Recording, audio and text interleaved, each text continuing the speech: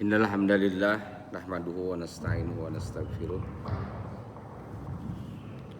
wa na'udzu billahi min syururi anfusina wa min sayyiati a'malina may yahdihillahu fala mudilla lahu wa may yudlil fala hadiyalah. Asyhadu an la ilaha illallah wahdahu la syarika lah wa asyhadu anna Muhammadan abduhu wa rasuluh alladzi la nabiyya wa la rasula ba'dahu amma ba'du. Hadirin jamaah salat subuh yang dimuliakan Allah Subhanahu wa taala. Alhamdulillah pagi hari ini setelah kita melaksanakan sunnah makan sahur dilanjut dengan sholat subuh, dan alhamdulillah hari ini kita bisa melanjutkan dengan taklim pada bulan Ramadan ini. Mudah-mudahan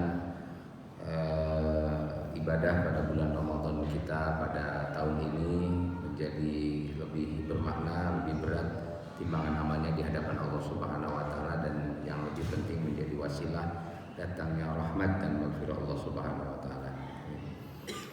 Hadirin jamaah yang dimuliakan Allah Subhanahu wa taala. Pada subuh kali ini kita akan berbicara mengenai Al-Qur'an dan kehebatannya. Al-Quran ini oleh Allah Subhanahu wa taala ditetapkan sebagai min i'jaz atau diantara mukjizat yang diturunkan Allah kepada para nabi. Setiap nabi itu ketika mereka mengklaim bahwa mereka adalah utusan Allah, tentu saja pada dasarnya tidak akan dipercaya. Sebab setiap yang mengaku sebagai nabi itu kan tidak ada yang melihat sedang mendapatkan wahyu dari Allah dan sebagainya. Maka satu-satunya cara Allah Subhanahu wa taala membuktikan, atau setiap orang yang mengaku sebagai nabi membuktikan kenabiannya adalah dengan membawa apa yang disebut dengan mukjizat, sebagai argumentasi bahwa dia adalah seorang nabi. Nah, makanya tidak ada satu nabi pun yang tidak dilengkapi dengan mukjizat. Kalau sekarang kita menemukan banyak orang yang mengaku-ngaku nabi, hanya mengaku wah saya tadi mendapatkan mimpi, kemudian ketemu apa dan sebagainya. Saya kira pengakuan itu menjadi tidak ada apa-apanya, menjadi tidak masuk akal ya kalau tidak ada bukti, ya tidak ada argumentasi yang menguatkan bahwa dia adalah seorang nabi. Nah, salah satu argumentasi yang paling kuat bagi setiap orang yang mengaku sebagai nabi itu adalah dia memiliki mukjizat. Nabi Musa alaihissalam untuk menunjukkan kepada umatnya bahwa beliau adalah seorang nabi, maka Nabi Musa menunjukkan sesuatu yang tidak mungkin bisa dilakukan oleh manusia. Nah, di antara mukjizat Nabi Musa itu kan adalah dengan mengalahkan sihirnya Fir'aun. Sihir itu bukan sesuatu yang aneh, karena sihir itu bisa dipelajari. Makanya kalau ada orang yang mengaku nabi kemudian dia mempraktekkan sulap begitu ya, sihir, maka itu bukan sesuatu yang aneh, itu biasa saja karena sihir itu bisa dipelajari. Banyak orang yang mempelajari sihir sejak lama. Bahkan di konon kabarnya atau di dalam Al-Quran disebutkan bahwa yang mengajarkan sihir itu adalah setan. Nah, cuma kadang-kadang para penyihir mereka tidak mengaku bahwa guru mereka itu adalah setan.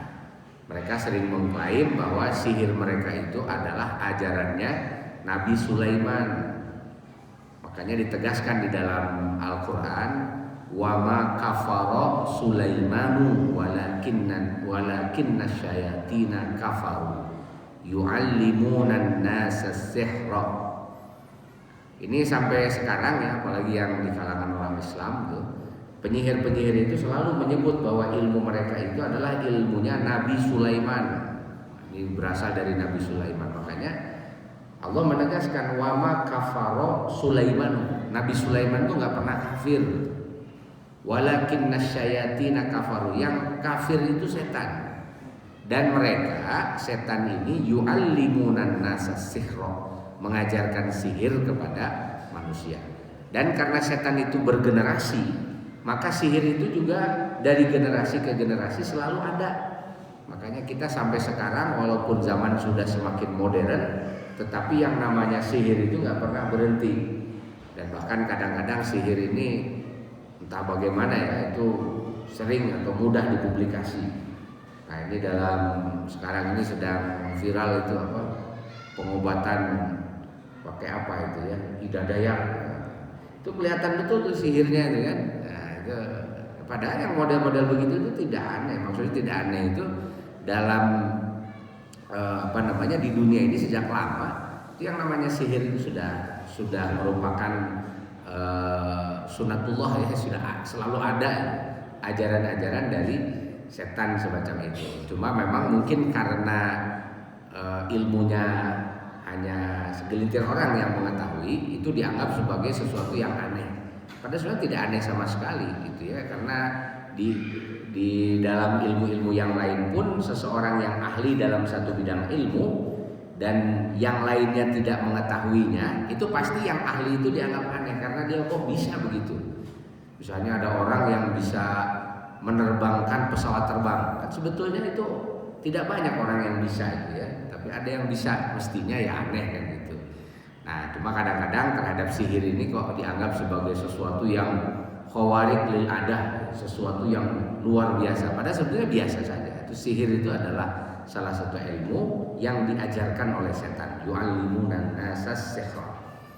Nah, waktu itu Nabi Musa alaihissalam dia berhadapan dengan para penyihir, para saharatu Fir'aun istilahnya itu, para penyihirnya Fir'aun. Jadi Fir'aun ketika dia berkuasa, ini Fir'aun ini sebenarnya gelar ya, Farao. Fir'aun ini ada banyak, ada Fir'aun yang benar, ada Fir'aun yang nggak benar juga.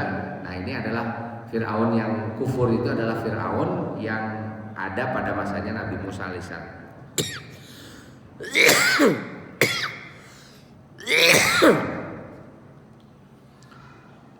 Nah ketika Fir'aun ini berkuasa, karena memang dia seorang penguasa yang zalim, kemudian dia ingin dianggap sebagai orang yang hebat, maka kemudian Fir'aun ini memelihara tukang-tukang sihir. Tentu saja mereka dipelihara itu ya dengan bayaran yang mahal, karena tidak ada yang dicari oleh orang sihir itu kecuali dunia gitu ya, kecuali mendapatkan keuntungan dari sihirnya itu. Nah maka kemudian ya mereka banyak mempraktekkan sihir sampai kemudian Fir'aun itu mengklaim bahwa ana rabbukumul a'la, aku ini Tuhan yang paling tinggi. Tidak ada itu yang namanya Tuhan seperti yang diajarkan oleh Musa. Karena saya ana amutu wa ahya, aku bisa mematikan dan bisa menghidupkan. Nah, dia memanfaatkan para ahli sihir itu. Maka Nabi Musa untuk menunjukkan bahwa Nabi Musa adalah nabi yang benar, dia harus memberikan argumentasi yang tidak bisa ditolak lagi. Itu maka kemudian Allah Subhanahu wa taala memberikan kemampuan kepada Nabi Musa yang tidak pernah akan bisa dilakukan oleh para penyihir. Apa itu? Jadi para penyihir itu waktu itu menantang Nabi Musa di hadapan Firaun dengan melemparkan tali-tali tambang-tambang yang sudah mereka siapkan. Dilemparkan tambang itu kemudian menjadi ular. Dan kemudian tiba-tiba Nabi Musa juga melemparkan tongkatnya. Nabi Musa melemparkan tongkat dan tongkat ini memakan semua ular-ularnya penyihir Nabi Musa. Yang membuat para penyihir ini menjadi kharru sujada, mereka kemudian takluk kepada Nabi Musa, itu bukan soal ularnya Nabi Musa memakan tambang mereka atau memakan ular-ular mereka, itu bukan itu. Tapi yang menyebabkan para penyihir ini takluk kepada Nabi Musa adalah apa yang dilakukan Nabi Musa itu nyata, sedangkan yang dilakukan para penyihir itu palsu. Karena tidak pernah ada penyihir yang sungguh-sungguh bisa mengubah satu benda menjadi benda yang lain. Misalnya mengubah tambang tali menjadi ular. Jadi mereka ini kan para penyihir itu sebetulnya bukan mengubah tali, tetapi saharu ayunan nas. Mereka ini mempengaruhi pandangan manusia. Jadi yang tadinya si tambang ini terlihat seperti tambang, kemudian mata manusia dipengaruhi karena sihir itu bekerjanya bukan pada hakikat si bendanya tadi, tapi bekerja pada pikiran manusia, sehingga pikiran manusia itu dipengaruhi seolah-olah dia ini kelihatan seperti ular. Yang sesungguhnya para penyihir itu tidak mengubah tambang itu menjadi ular. Jadi tidak pernah ada para penyihir yang bisa melakukan itu. Tapi karena pandangan manusia bisa melihat, wah ini kok tambang jadi ular, jadi seolah-olah seperti hebat. Yang dilakukan Nabi Musa itu tidak demikian. Ketika dilemparkan tongkat Nabi Musa, tongkat itu sungguh-sungguh menjadi ular. Nah ini yang kemudian para penyihir ini merasa heran. Mereka ini melemparkan tambang, kalau dalam pandangan mereka itu tetap tambang, cuma di pandangan orang-orang seperti ular. Tapi ketika Nabi Musa melempar tongkatnya, tongkat itu betul-betul jadi ular. Dan ini atas kuasa Allah Subhanahu wa taala, tidak ada para penyihir yang bisa melakukan seperti yang dilakukan oleh Nabi Musa, dan itu nggak ada pelajarannya, mustahil. Nah, makanya yang namanya mukjizat itu adalah sesuatu yang khawarik lil ada. Dia tidak sama dengan kebiasaan manusia dan itu nggak bisa dipelajari. Jadi yang namanya mukjizat itu nggak bisa dipelajari. Nah, itu contoh ya bahwa yang namanya Nabi itu selalu bawa mukjizat. Nah, hanya saja karena para nabi yang pada masa lalu ini oleh Allah Subhanahu wa taala diutus kepada setiap kaum, itu biasanya mukjizat-mukjizat mereka ini tidak berfungsi lagi setelah para nabinya meninggal, atau bahkan setelah mukjizatnya oleh Allah Subhanahu wa taala tidak diberlakukan lagi. Seperti tongkat Nabi Musa tadi. Jadi tongkat Nabi Musa itu setelah peristiwa itu ya sudah, tidak pernah berubah lagi jadi ular, karena sudah dibuktikan bahwa Nabi Musa ini adalah seorang yang membawa mukjizat. Kemudian ketika Nabi Musa membelah Laut Merah, itu juga nggak pernah bisa dilakukan lagi dan nggak pernah bisa diulangi lagi, karena memang itu bukan sesuatu yang sifatnya hadiah yang biasa. Ini adalah kuasanya Allah Subhanahu wa taala. Nah, tapi kan setelah Nabi Musa meninggal, walaupun mukjizatnya nggak ada, itu nanti diutus lagi nabi-nabi yang lain, berlainan dengan Nabi Muhammad SAW. Jadi kalau Nabi Muhammad ini ketika beliau diutus, kan sudah la nabi ya ba'di, kata beliau. Itu tidak ada nabi setelah aku. Maka kalau tidak ada nabi lagi setelah Nabi Muhammad, ketika Nabi Muhammad meninggal ini kan ada pertanyaan, bagaimana caranya orang-orang setelah Nabi Muhammad yang tidak bertemu dengan Nabi Muhammad bisa percaya bahwa Muhammad ini adalah utusan Allah Subhanahu wa taala. Sedangkan misi kenabian Nabi Muhammad itu ila yaumil qiyamah, sampai hari kiamat. Kalau nabi-nabi yang lain setelah mereka meninggal sudah misi kenabiannya selesai, digantikan oleh nabi yang lain. Nabi Musa digantikan Nabi Harun, Nabi Harun digantikan oleh Yusha bin Nun, Yusha bin Nun nanti digantikan oleh Nabi Sam'un dan seterusnya gitu ya. Jadi ada nabi-nabi yang melanjutkan tugas nabi-nabi sebelumnya.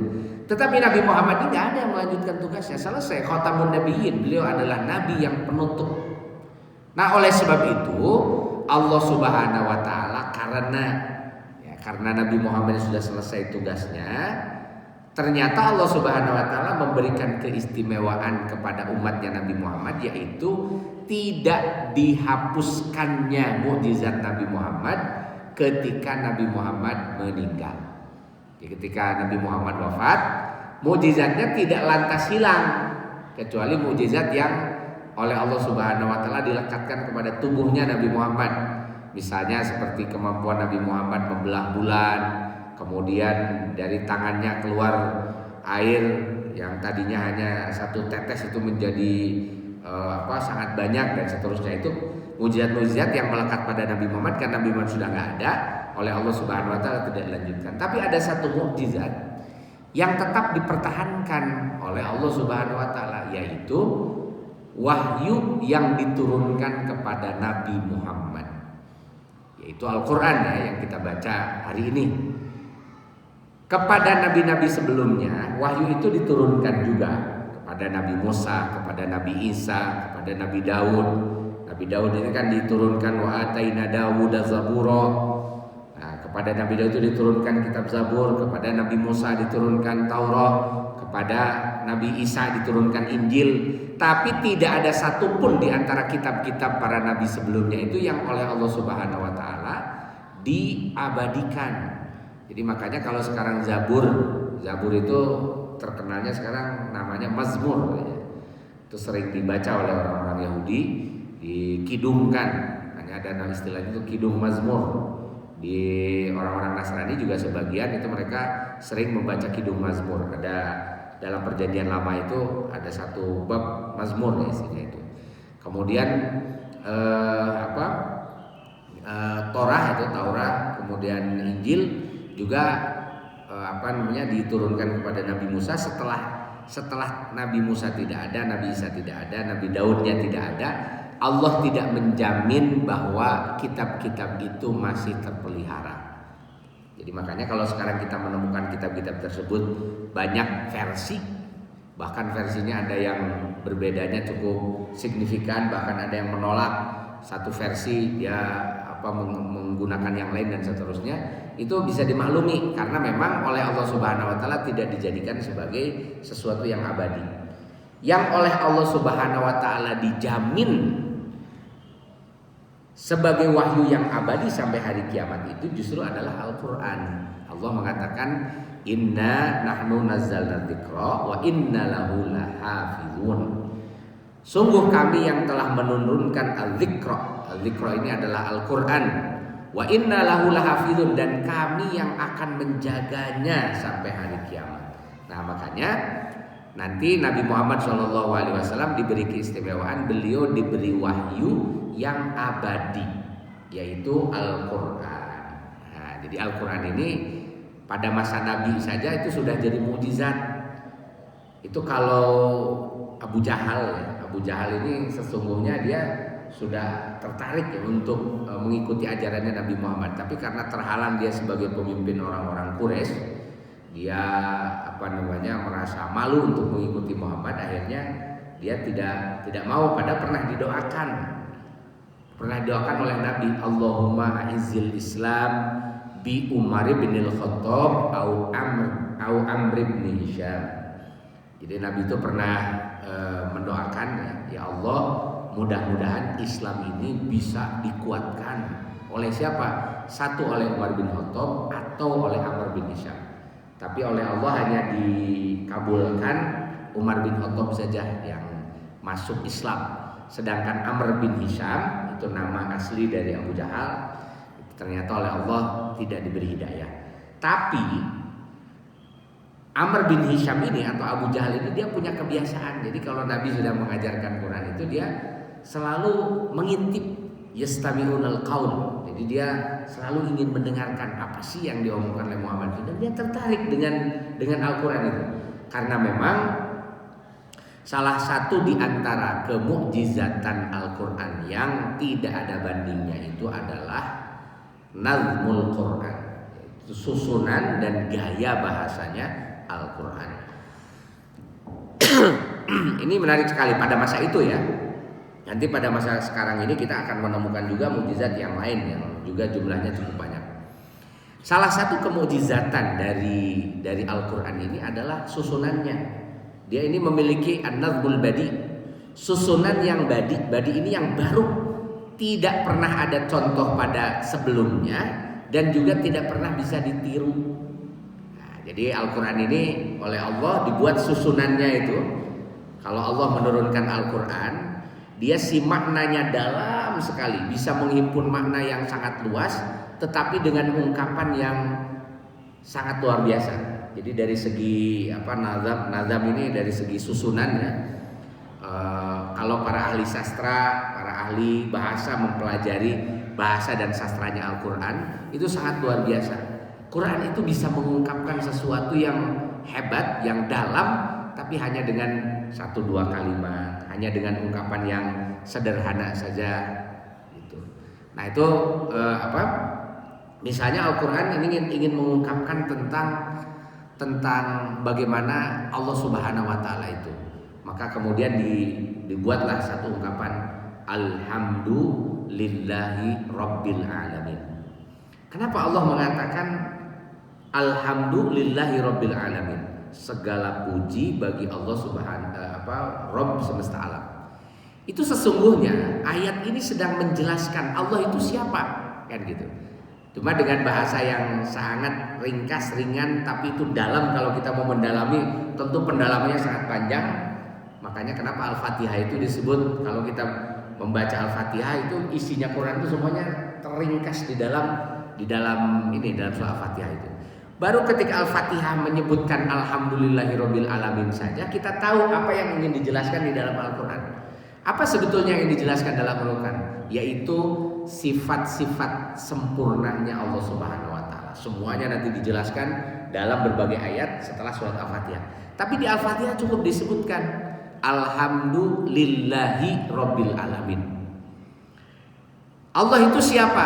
Kalau kamu nanya, dan ketika dijelaskan tentang seseorang, kalau seseorang itu orang yang hebat, kamu pasti akan memujinya. Kalau kita ditanya tentang seseorang ya, baca misalnya, oh si Ano ini ya, oh ini profilnya ini bagus sekali nih, hebat, dia prestasinya ini, sifatnya begini dan seterusnya. Maka secara tidak langsung atau maupun langsung kita akan memuji orang tersebut karena kehebatannya, karena kesempurnaannya. Bukan hanya orang, tapi juga barang-barang misalnya. Wah ini ada barang mewah nih, sangat perfect. Misalnya mobil yang mewah harganya mahal sekali, perfect dia. Kalau yang tahu mobil misalnya mesinnya, interiornya, bahan-bahan yang dipakai dan seterusnya, orang pasti kemudian akan memujinya. Wah, ini mobil bagus sekali kan gitu ya. Nah, maka ketika Allah ingin menjelaskan tentang dirinya, Allah menggunakan ungkapan Alhamdulillah. Segala puji. Jadi pujian yang ada di dunia ini terhadap apa saja, itu semuanya hanya akan layak dan pantas diberikan kepada Allah Subhanahu wa taala. Itu dia mengawali surat Al-Fatihah saja itu dengan ingin mengenalkan Allah, tapi dengan bahasa yang ringkas, dan itu nggak kepikiran sama orang-orang pada masa itu. Kok bisa mau menjelaskan Allah dia dengan ungkapan seperti itu? Jadi kamu kalau ingin tahu Allah Subhanahu wa taala gampang begini saja. Kamu suka muji orang nggak? Suka muji barang nggak? Suka muji sesuatu nggak yang kamu anggap hebat? Pasti manusia suka memujinya. Maka di situ menggunakan alif lam lil istighraq. Jadi alif lam untuk menyatakan tidak ada sisanya. Jadi semua pujian itu hanya milik Allah Subhanahu wa taala saja. Jadi ini yang yang kemudian yang membuat orang-orang itu menjadi amat sangat kagum, apalagi orang-orang Quraisy di antara yang paling yang paling populer di zaman jahiliyah di kalangan orang-orang Quraisy itu adalah lomba menulis dan membaca syair. Mereka itu setiap tahun itu ada namanya festival Ukaz. Ukaz ini ada satu kampung atau satu kota ya sekarang itu terletak dekat dengan Taif. Dia dari Mekah itu sekitar 60 kilo lah. Dia 60 km dari Mekah. Sebelum Taif itu ada kampung namanya Ukaz. Nah di Ukaz ini tempat pertemuan orang-orang karena biasanya ada pasar setiap tahun itu yang besar sekali. Jadi orang bawa barang di mana-mana sehingga di situ berkumpul banyak orang setahun sekali. Itu di Ukaz. Nah maka setiap kali ada festival Ukaz, pasar Ukaz ini dibuka dan pedagang-pedagang dari seantero Arab ini datang ke situ, itu orang Arab selalu mengadakan lomba menulis dan membaca puisi. Yaitu yang mendengarkannya banyak sekali. Syair-syair mereka tulis. Nanti syair yang menang akan ditempel di dinding Ka'bah, sehingga nanti setiap orang yang tawaf di Ka'bah itu akan membaca. Oh ini nih syair yang kemarin menang di pasar Ukaz. Jadi artinya salah satu kebiasaannya atau salah satu yang populer di kalangan orang-orang Arab waktu itu adalah syair. Nah makanya ketika Al-Quran diturunkan, itu diturunkan melebihi kehebatan susunan-susunan penyair terhebat sekalipun di Mekah. Salah satu penyair terhebat di Mekah itu namanya Al-Walid bin Al-Mughirah. Dia adalah ayah dari Khalid bin Walid. Nah, Al-Walid bin Al-Mughirah ini selain kaya raya, dia juga seorang penyair dan sangat berpengaruh di Mekah itu karena syair-syairnya. Nah itu syairnya Al-Walid bin Al-Mughirah itu nggak ada apa-apanya ketika Nabi Muhammad SAW menyampaikan itu, gitu. Jadi syairnya itu sudah, ini Nazmul Badi, nggak ada lagi nih yang bisa menandingi. Sampai orang-orang Arab itu heran. Herannya bukan cuma karena syairnya, tapi karena yang mengucapkannya itu adalah Muhammad SAW. Kenapa mereka heran? Karena sepanjang hidupnya Nabi Muhammad SAW dari sejak lahir ya, dari 0 tahun sampai 40 tahun beliau mendapatkan wahyu dari Allah Subhanahu wa taala, tidak pernah yang namanya Muhammad ini dikenal sebagai orang yang suka menulis atau membaca syair-syair. Paling juga suka nonton aja gitu. Jadi kalau ada acara syair gitu ya, itu Nabi Muhammad suka melihatnya. Atau misalnya kalau di Ka'bah. Nah, tapi kan masalahnya Nabi Muhammad ini juga bagi orang-orang Quraisy itu menjadi sangat mengherankan karena Muhammad sejak kecil nggak pernah belajar baca, nggak pernah belajar nulis. Jadi jangankan nulis syair, nulis sastra yang hebat-hebat, Nabi Muhammad itu membaca dan menulis saja nggak bisa. Tapi kok bisa ketika menyampaikan Al-Quran, menyampaikan wahyu, langsung levelnya itu tinggi sekali. Dan itu sesuatu yang mustahil. Para penyair ya, sastrawan-sastrawan, dia nggak akan nulis bagus kecuali kalau dia belajar dalam jangka waktu yang lama. Jadi kalau belajar lama baru bisa itu. Tapi Nabi Muhammad enggak. Kok ini tiba-tiba nggak bisa baca, nggak bisa nulis, tiba-tiba bisa menyampaikan sesuatu yang bahkan melebihi kehebatan para penyair. Nah, maka di situ ada dua ini. Pertama, ada kehebatan Qur'annya sendiri yang ini kualitas bahasanya tidak bisa disaingi oleh penyair-penyair manapun yang ada pada saat itu. Bahkan mungkin sampai nanti hari kiamat, penyair-penyair sehebat apapun tidak akan bisa menandingi gaya dan susunan dari Al-Quran itu. Apalagi yang menyampaikannya adalah Nabi Muhammad yang dia tidak pernah belajar. Dari mana belajarnya itu kan nggak ada. Nah, maka semakin membuat orang-orang Quraisy itu heran nih, ini nggak mungkin. Nah, itulah di situ yang namanya mukjizat itu adalah khawarik lil ada, sesuatu ketidakmungkinan yang bisa dilakukan oleh manusia biasa. Jadi kalau manusia biasa ini mau belajar mau bisa syair sampai pada level penyair hebat, harus belajar. Dia harus belajar dari sejak kecil, belajar membaca, belajar menulis, belajar bahasa, belajar menulis syair. Jadi pun itu mungkin bertahun-tahun atau mungkin puluhan tahun baru menjadi hebat. Kalau di Indonesia ada penyair-penyair hebat ya, seperti Khairul Anwar dulu itu ya. Kalau sekarang ini seperti Sutarji Kalzumbakri misalnya, Mustafa Bisri, Zawi Imron dan lain-lain gitu ya. Penyair-penyair hebat itu karir kepenyairan mereka ini bukan baru. Mereka merintisnya itu sejak mereka masih kecil, sejak masih remaja, sejak mereka mulai belajar bahasa itu. Terus akhirnya jadi penyair hebat. Nah, Nabi Muhammad itu nggak pernah berproses seperti itu, kok tiba-tiba dia bisa menyampaikan sesuatu yang sangat luar biasa itu. Itu pada masa itu ya, mukjizatnya Quran ini yang menyebabkan orang Quraisy itu sebenarnya nggak punya argumentasi untuk menolak Quran. Ini gimana bisa ditolaknya? Ini sesuatu yang khawarik lil ada. Ini sesuatu yang nggak biasa di kalangan mereka. Itu pertama dari segi an-nazm, dari segi susunan bahasanya yang sangat hebat, yang sangat luar biasa. Uslubnya itu sangat sangat baik. Pilihan diksi dari kata-katanya juga sangat tepat dan pas. Gitu. Sampai kemudian orang tidak ada yang bisa menandingi itu. Pernah ada orang-orang Quraisy yang ingin mencoba, wah ini mungkin gampang lah meniru ya, model begitu. Kan Quran pernah menurunkan atau Allah pernah menurunkan ayat surat Al-Qari'ah. Al-Qari'atu mal Qari'ah wa ma adraka mal Qari'ah.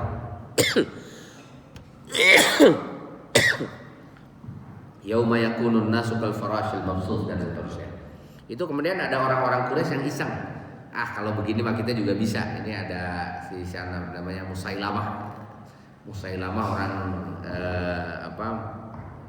orang dari suku Bani Tamim kalau tidak salah. Nah, Musailamah ini dia mengaku nabi kan, kemudian ditanya sama orang-orang, "Emang kamu punya wahyu yang diturunkan Allah? Punya saya kan gitu. Akhirnya Musailamah itu nulis ya, atau menyampaikan wahyu yang mirip dengan surat Al-Qari'ah itu. Namanya surat Ad-Dofadi. Ad-Dofadi itu artinya kodok Pak. Ya. Jadi Dofadi dia nulis ini. Ad-Dofadi, Mad-Dofadi, wa ma adraka Mad-Dofadi. Nah, itu kan mirip dengan Al-Qari'ah, Mal-Qari'ah, wa ma adraka Mal-Qari'ah. Mungkin bisa ditiru itu ya lagu-lagu lagam-lagamnya Quran itu. Tapi ketika didengarkan orang itu ketawa gitu. Jadi ini yang diomongkan Musailamah apa sih, masa ngomongin kodok gitu ya. Ad-Dofadi, kodok, Mad-Dofadi. Apakah kodok itu? Wa ma adraka Mad-Dofadi. Apakah kamu tahu apakah kodok itu? Ad-Dofadi hayatuha fil ma'i. Dan seterusnya kan gitu ya. Dia cuma jelasin kodok aja. Kodok itu hidupnya kadang di darat, kadang di air, dan kan orang yang dengarnya lagunya mirip dengan Quran, tapi apa yang kamu jelasin itu kan gitu. Tidak perlu dijelaskan pun orang sudah pada tahu. Kodok, orang tiap hari ketemu sama kodok kayak kira-kira apa, terus kamu jelasin soal kodok. Ya lagunya mungkin bisa kamu tiru, tapi isinya apa? Nah, itu ketidaksanggupan orang-orang menghadapi menghadapi kehebatan Quran itu sampai ditantang oleh Quran sendiri. Qul in kuntum fi raibin mimma nazzalna ala abdina fa'tu bi suratin min mithlih. Jadi kalau kata Allah itu, kalau kamu masih ragu Quran ini datangnya dari Allah, udah gampang aja. Fa'tu bi suratin min mithlih. Coba kamu buat, gak usah banyak-banyak, satu surat saja kamu buat seperti yang ada dalam Quran. Wah, itu berarti kamu sudah bisa menandingi Allah Subhanahu wa taala. Tapi sampai hari ini tantangan itu nggak pernah ada yang bisa membuktikan. Jadi artinya tantangan Quran ini sampai hari ini ya nggak ada yang bisa itu membuat satu surat saja seperti Quran.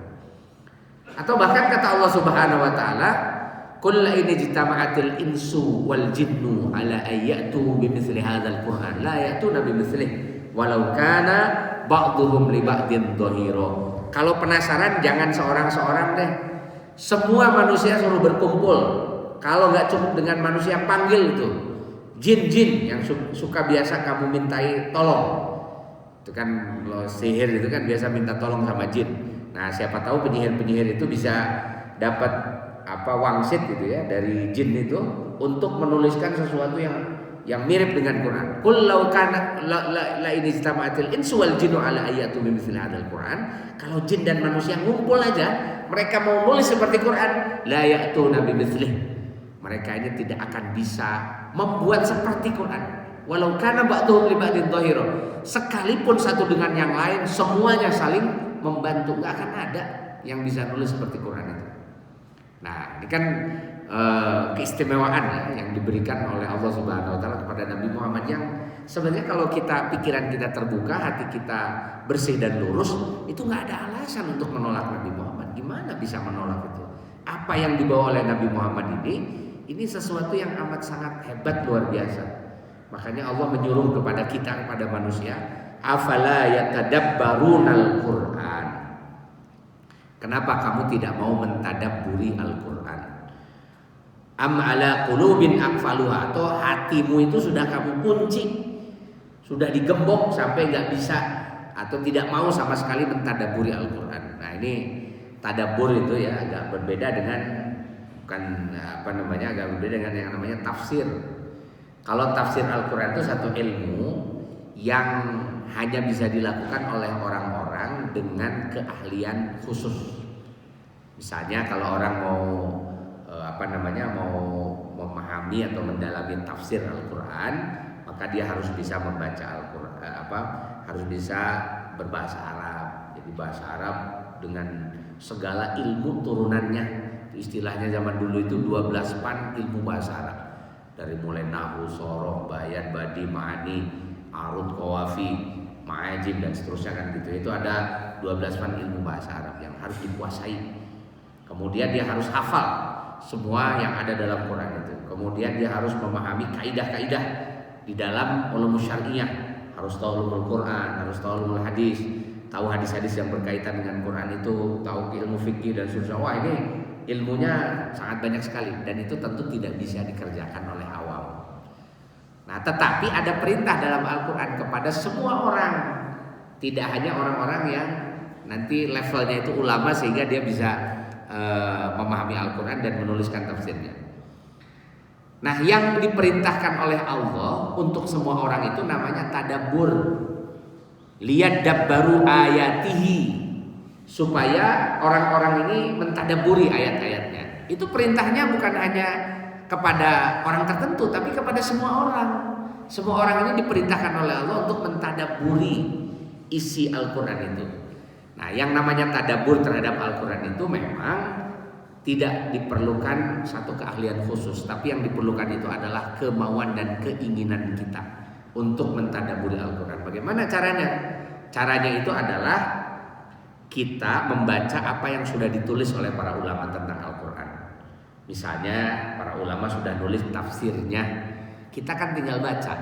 Tidak ada halangan kan kita membaca tafsirnya. Kalau nggak bisa bahasa Arabnya, ada terjemahnya. Kan terjemah Quran itu artinya itu adalah tafsir. Jadi tidak ada terjemah adalah Quran itu sendiri, itu bukan. Terjemah Quran itu adalah tafsir. Maka kalau kita lihat itu terjemahan Quran dari Kemenak itu kan terjemah dan tafsir, karena memang tidak ada terjemah yang bukan tafsir, itu semuanya tafsir.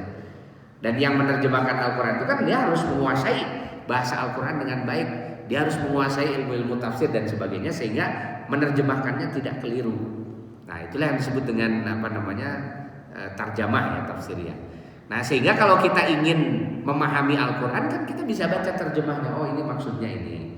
Kalau kita kurang puas dengan terjemahnya, kan banyak juga kitab-kitab tafsir yang sudah ditulis dalam bahasa macam-macam, termasuk dalam bahasa Indonesia. Dalam bahasa Indonesia kita punya tafsir ya, yang lama-lama misalnya seperti tafsir yang ditulis oleh A. Hasan, namanya tafsir Al-Furqan. Kemudian ada tafsir yang ditulis oleh Mahmud Yunus, itu namanya tafsir Quran, tapi hanya tafsir-tafsir singkat ini. Yang agak panjang misalnya ada tafsirnya Hamka, Buya Hamka Al-Azhar. Nah, kemudian ada selain ada tafsirnya Hamka, nanti ada tafsirnya An-Nur itu ya, tafsir yang ditulis oleh Hasbi As-Siddiqi. Kemudian ada tafsir Al-Bayan, wah macam-macam. Kalau ada juga tafsirnya Quraisy Shihab. Sekarang ini ada juga banyaklah tafsir-tafsir itu banyak. Belum lagi yang dari bahasa Arab diterjemahkan ke dalam bahasa Indonesia itu udah lebih banyak lagi. Ada tafsir Ibnu Katsir, ada tafsir Fidal Quran, tafsir Tobari, tafsir Jalalain dan sebagainya, itu saya terjemahkan ke dalam bahasa Indonesia. Nah, sehingga sebetulnya kita sudah dimudahkan oleh Allah Subhanahu wa taala untuk mentadabburi isi Al-Qur'an itu. Ayo kita baca yang sudah dijelaskan oleh para ulama. Kita tidak perlu susah payah untuk menafsirkannya, tinggal apa? Tadabbur itu maknanya adalah mengambil pelajaran, mengambil hikmah, mengambil makna dari apa yang ada di dalam Al-Qur'an. Itu untuk apa? Untuk kehidupan kita, supaya kita hidup ini bisa lebih benar. Nah, itu bisa lewat yang namanya tadabbur tadi itu. Dan itu bisa kita lakukan. Itu yang pertama. Yang kedua, yang namanya tadabbur Al-Qur'an itu menggali isi dan makna Al-Qur'an, karena Allah berjanji, walaqad yassarnal Qur'ana lidzikri fahal mim muddakir. Quran itu mudah untuk lidzikri. Lidzikri itu selain dihafal juga mudah sekali untuk diambil pelajarannya. Nah, maka para ulama sejak zaman dulu, bahkan sejak zaman para sahabat sampai sekarang, itu berusaha untuk mengekstraksi, untuk memudahkan mengambil saripati dan isi dari Al-Quran. Lewat apa? Lewat ilmu-ilmu syariat yang mereka mereka tulis. Contoh misalnya di Quran itu tidak ada yang namanya ilmu akidah, tapi kemudian para ulama menuliskan ilmu akidah. Kenapa? Karena Quran diantara penjelasannya adalah berkenaan dengan keimanan. Bagaimana keimanannya harus dibangun. Nah, maka kemudian setelah dibaca, oh di Quran ini aspeknya ini, dibuatlah namanya ilmu akidah. Di Quran itu tidak ada yang namanya ilmu fikih.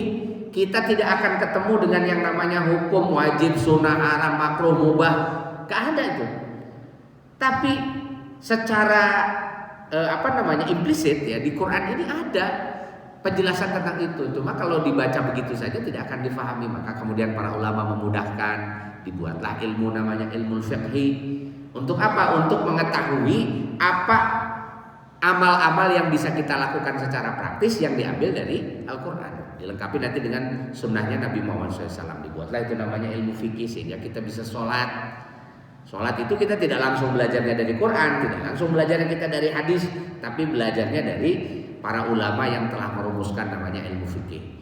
Kemudian ada namanya ilmu akhlak, ya, ada fikih itu juga ada tentang ibadah, muamalah dan seterusnya. Nah itu namanya taisir ya. Taisir ini mempermudah kita mempelajari Al-Quran itu dengan mempelajari ulum syariah, dengan ilmu-ilmu syariat. Nah makanya kita kalau mau mentadaburi Al-Quran itu caranya dua. Pertama kita baca Quran, terjemahnya, tafsirnya. Yang kedua kita dengan mau mempelajari semakin banyak ilmu-ilmu syariat atau ilmu-ilmu agama, ulumuddin. Nah maka itu juga adalah bagian dari tadabbur Quran, dan itu dimudahkan oleh Allah, tidak sulit. Walaupun kita nggak bisa bahasa Arab, kita tidak menguasai kaidah-kaidah ilmu di dalam dalam khazanah ulumuddin, tetapi kita dimudahkan untuk bisa mempelajari esensinya, isinya. Nah itulah yang disebut dengan tadabbur.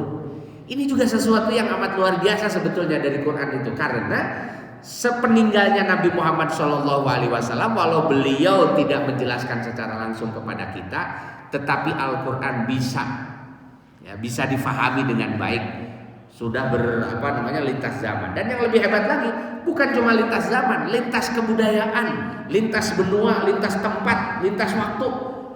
Quran ini tetap saja seperti itu, dan warisan dari Nabi Muhammad SAW-nya tidak hilang. Nah ini kan juga adalah keanehan lain. Padahal kitab-kitab suci yang lain seperti Torah, Injil, Zabur tadi itu ya, kesininya justru bukan semakin jelas, semakin tidak jelas. Banyak yang mempertanyakan itu kitab aslinya mana. Misalnya seperti Torah dan Injil lah. Injil misalnya, Injil ini kan paling banyak kita temukan di mana? Di seluruh dunia. Terjemahnya banyak, mau bahasa apa saja ada. Kan mestinya kalau banyak begitu diterjemahkan ke dalam berbagai bahasa, mestinya nggak perlu ragu dong kan, gitu ya, tentang keberadaan Injil itu. Tapi kenapa masih banyak, bukan orang yang tidak mengikuti dia, tapi justru orang Nasrani sendiri yang mempertanyakan soal ini tuh sebetulnya benar nggak sih kitab suci ini? Kenapa dipertanyakan? Karena walaupun Injil ini ada banyak sekali terjemahannya, yang tidak pernah ditemukan sampai sekarang adalah bahasa aslinya. Jadi kan Injil ini kan bahasa aslinya zaman Nabi Isa alaihissalam itu adalah bahasanya Nabi Isa. Nabi Isa itu bicara di dalam bahasa Syriak atau istilahnya Suryani ya, bahasa. Kenapa? Karena beliau kan dari Syam, Palestina. Nah, daerah Syam ini berbahasa Suryani atau bahasa Syriak.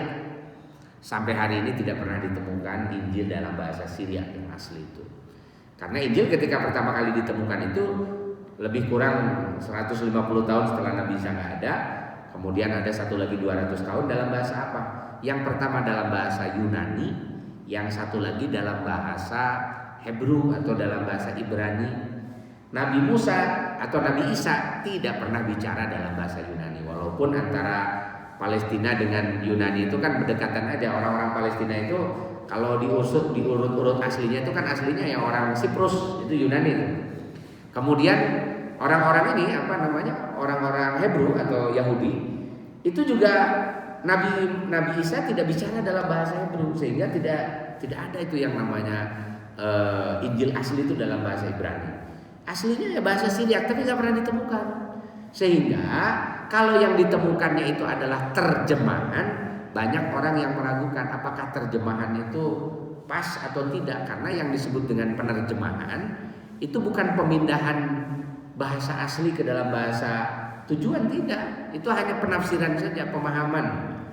Itu kan karena tidak semua kalimat-kalimat di dalam bahasa asli ke dalam bahasa tujuan itu ada padanannya. Kan di kita juga kalau mau menerjemahkan bahasa Indonesia ke dalam bahasa Sunda atau sebaliknya ya, bahasa Sunda ke dalam bahasa Indonesia, itu banyak yang nggak ada padanannya. Sok coba yang suka ngusem ya, kunyunyun itu apa bahasa Indonesianya? Celom giriwil. Nah, kalau ada bahasa Indonesianya celom giriwil dan kunyunyun itu ya bahasa Sunda itu.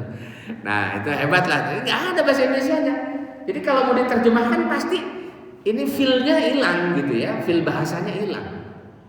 Itu udah pasti tidak sesuai dengan aslinya itu. Nah, itu yang sampai sekarang menjadi persoalan gitu dalam Injil. Quran tidak pernah ketakutan untuk menunjukkan apa bahasa aslinya itu. Nah, inilah yang yang diantara ya menjadi keistimewaan dari Al-Quran, dan sebenarnya masih banyak sekali keistimewaan lain dari Al-Quran, tetapi keistimewaan inilah diantara yang menyebabkan Nabi Muhammad ini ketika mengklaim sebagai Nabi sampai akhir zaman, mukjizatnya ini ada dan sampai sekarang masih diabadikan, yaitu Al-Quran. Nah, maka kita sebagai umat Islam kalau masih ragu apakah benar Muhammad ini mendapat wahyu dari Allah Subhanahu wa taala, tidak, tinggal ini aja, coba pelajari dan gali Al-Quran itu. Paling tidak dari segi pertama tadi nazamnya kan gitu ya, yang kedua dari segi keabadiannya dari Quran itu. Belum lagi kalau kita mempelajari isinya. Nah, isi dari Al-Quran itu juga adalah hal-hal yang sangat luar biasa. Nah, itu adalah min mu'jizatil Quran. Nah, saya kira itu saja yang bisa disampaikan, mudah-mudahan ada manfaatnya. Rabbana la tuzigh qulubana ba'da idh hadaitana wa hab lana min ladunka rahmatan innaka antal wahhab. Assalamualaikum warahmatullahi wabarakatuh.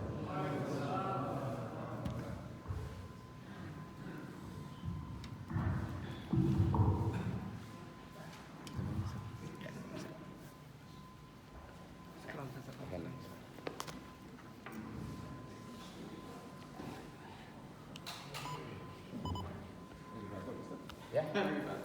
Iya.